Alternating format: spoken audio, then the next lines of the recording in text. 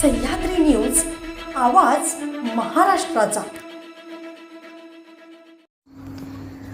ऐनवाडी येथे भव्य पाणी पुरवठा योजना भूमिपूजन सोहळा संपन्न।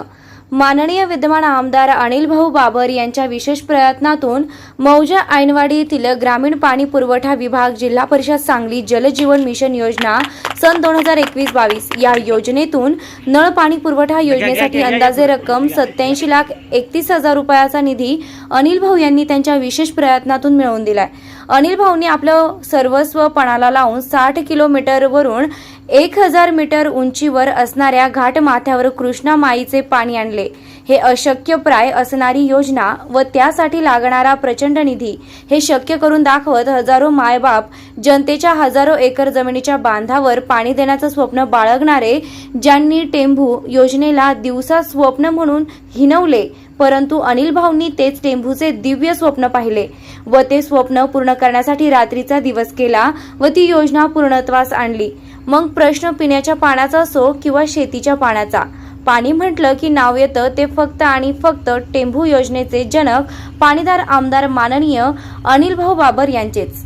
या भव्य पाणी पुरवठा योजनेच्या भूमिपूजन सोहळ्यास घाटमाथ्याचे युवा नेते व सांगली जिल्हा नियोजन समितीचे सदस्य माननीय सुहास नाना शिंदे, सभापती पंचायत समिती विटा श्री महावीर बापू शिंदे, माजी सभापती पंचायत समिती विटा सौ मनीषा ताई बागल, युवा नेते श्री प्रकाश भाऊ बागल, मक्तेदार श्री चंद्रकांत पाटील, उपविभागीय जलसंपदा अधिकारी GH चव्हाण, जलसंधारण अधिकारी SS खैर भोरे, जिल्हा परिषद सदस्या सौ नीलमताई सकटे, युवा नेते श्री नंदकुमार भाऊ सकटे, माजी सरपंच बेनापूर श्री बाळू बाबा शिंदे, संचालक नव भारत विकास सहकारी सोसायटी खानापूरचे श्री ओंकार पाटील, ग्रामसेवक ऐनवाडी भारत जाधव, युवा नेते हर्षवर्धन माने इत्यादी मान्यवर उपस्थित होते। ऐनवाडी गावचे प्रतिष्ठित नागरिक श्री मधुकर जाधव यांनी कार्यक्रमाच्या प्रमुख पाहुण्यांचे सत्कार केला। प्रास्ताविक अनिल पवार यांनी या ग्रामस्थांचे व प्रमुख पाहुण्यांचे आभार अनिल जोगदाळे यांनी मानले। कॅमेरामन अक्षय पाखरेसह उपसंपादक किरण थोरात, सह्याद्री न्यूज, आवाज महाराष्ट्राचा।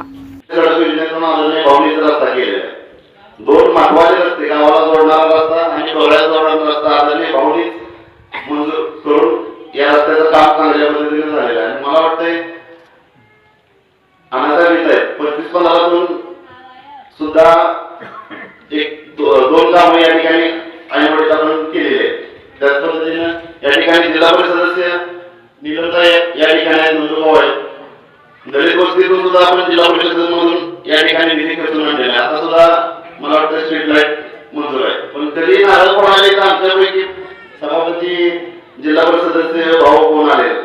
मला एवढंच सांगायचं आहे की श्रेय घ्यायचं असतं तर प्रत्येक कामाला 5 लाखाच्या कामाला कोण पण जाते, पण इथं एवढी कामं करून कधी आम्ही नारळ कोणाला आलंच पाहिजे किंवा कोणी बोलवलं पाहिजे आणि सगळे प्रस्ताव ग्रामपंचायत पंचायत समिती येतात असा विषय आहे। पाणी पुरवठ्याच्या बाबतीत जर बोलायचं झालं तर मला वाटतंय राष्ट्रीय पेयजल योजनेत आपल्या पंचायत समितीत आढावा बैठक घेतली आणि मला वाटतंय या गावचे ग्रामसेवक अनासाहेब सुद्धा त्या मीटिंगला हजर होते आणि तिथं आपल्या तालुक्यातील सगळी गावं पूर्णच्या पूर्ण गावं आराखड्यात घातलेली आणि त्या आराखड्याचं सगळे प्रस्ताव ग्रामपंचायत मधून पंचायत समितीच्या येतात, पंचायत समितीतून जिल्हा परिषदेत जातात। जर आम्हाला ऐनवाडी गाव कॅन्सल करायचं असतं, आमच्या विचारात गाव नाही म्हणून, तर आम्ही कॅन्सल करू शकलो असतो, कोण किती करू शकत नाही। पण आम्हाला शिकवणच पाहून द्यायचं आहे की आपल्याला कुठलं गाव कोणाकडे आहे याचा विचार न करता आपल्याला सर्व गावचा विकास झाला पाहिजे। जिथं गरज आहे तिथं कामाचे, इथं पाणी पुरवठ्याचं काम झालं पाहिजे। त्यासाठी या गावचे ग्रामसेवक सुद्धा त्या आढावा बैठकीला पंचायत समितीत हजर होते आणि त्यानंतर ती योजना मंजूर झालेली आहे। आपण ठरवून तरी योजना थांबवू शकलो असतो, पण असला कुठलाही विषय न करता आपण या ठिकाणी सर्व योजना मंजूर करून घेतलेल्या आहेत। त्यामुळे आता बाकीचा विषय न घेता आदरणीय भाऊ टेंभू योजनेचं पाणी सगळीकडे आलेलं आहे। 6व्या टप्प्याचा आता प्रवास हे झालेला आहे। तुम्ही बघितलं असेल मागच्या वेळेस पाऊस चालू होते त्यावेळेस त्याचा सर्वे झालेला आहे। सर्वे करताना अधिकाऱ्यांनी सर्व आपण होतो आणि त्याचा प्रवास फेरवाट पाणीचं फेरनियोजनाला मंजुरी मिळालेली आहे। अजून पुढची कामं होतील। त्यामुळं विकास कामाच्या बाबतीत बोलायचं झालं तर तालुक्याचा सर्वांगीण विकास आपण पंचायत समिती, जिल्हा परिषद आणि आदरणीय भाऊंच्या आणि सुहासभाईंच्या मार्गदर्शनाखाली चांगल्या पद्धतीने करत आहोत आणि यापुढे आपण ठामपणे करू एवढं बोलताना सांगतो. जय हिंद, जय महाराष्ट्र.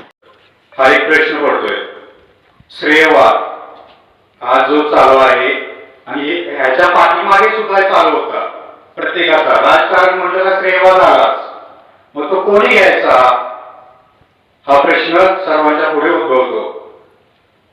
आता ज्यांनी पाठीमागे 2 आठवड्यापूर्वी एकदा सोडून 2दा नारळ फोडून उद्घाटन केलं, का केलं?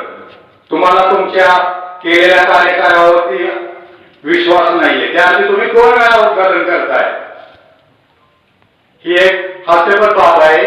तुम्हाला उद्घाटन तुम्ही घेताय तर ठामपणे घ्या ना, की बाबा मी हे उद्घाटन आम्ही करतोय, आम्ही ही योजना आणली, ठामपणे सांगा तुम्ही तिथे. तुम्ही आता पाठीमागे न्यूज चॅनलवरती पण बघितलंय, सगळ्यांच्या बोबड्यावरती कोणी नीट बोलत सुद्धा नाहीये की बाबा ही जे उद्घाटन आहे, ही जी स्कीम आहे ही आम्ही आणलेली आहे. हा श्रेयवाद हा पेटतच राहणार आहे. कुठे हा श्रेयवाद थांबला पाहिजे, कामाला सुरुवात झाली पाहिजे. माझं एवढंच मत आहे की मी ह्याच्या पाठीमागे येईल आणि ह्याच्या पुढे येईल. आम्हाला फक्त गावचा विकास हवा आहे. आज योगायोगानं राजकारण करायचंच नव्हतं, कोणालाच करायचं नव्हतं, पण राजकीय सुरुवात विरोधकांकडून सुरुवात झाली.